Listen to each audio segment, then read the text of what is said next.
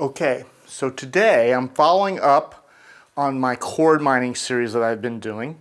If you didn't watch the first one, you might want to go back and watch that, especially if I lose you here, because I'm going to go faster to abbreviate. But I've basically been taking this idea that I call chord mining, and it is a concept that will help you to learn new chords. It'll help you to learn how to play chord melody. And it allows you to practice chords like you would normally practice lead guitar playing, especially scales. So in a nutshell, the concept has been to pair intervals with other notes, usually bass notes. So that was in part one. Part two, I inverted that so the interval is paired with a higher note.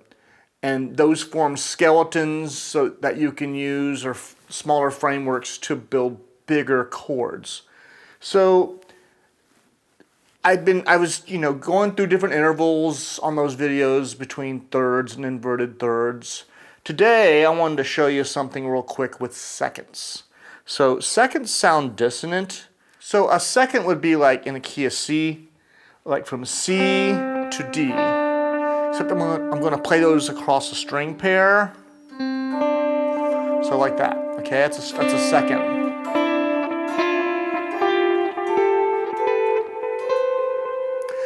If Chopsticks does this a little bit when it does.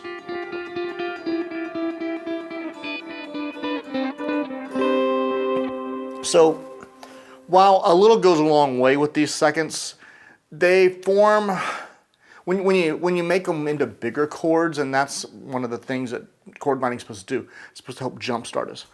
When you make them into bigger chords, you get chords like that one I played at the jam and at the intro jam at the end.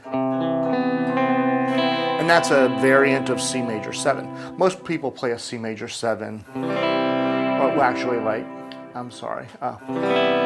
that, right? If you're in that C shape. Obviously, you get an A shape and an E shape.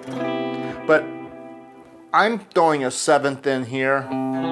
It's a C shape, 7th there, and then that's a B and on the 3rd string, and there's a C on the 1st string, or on 2nd string. And that's a second. So you can get a lot of neat chords with these little seconds involved. And I know I did that chord on a previous video, and there's a second. So there's some really pretty chords that you can get. So the idea would be to take seconds across a string pair and be able to play these in the key, any key. I'm doing key of C, and combine those with bass notes. So C bass, and then I'm going faster with these because I've already showed you these concepts, the concept on part 1 and part 2 a little bit. And you do that with the D bass, etc. I'm not going to take you through them all. On higher string pairs, you got to stretch a little more. Although that one's a stretch. That one's on the 2nd and 3rd strings.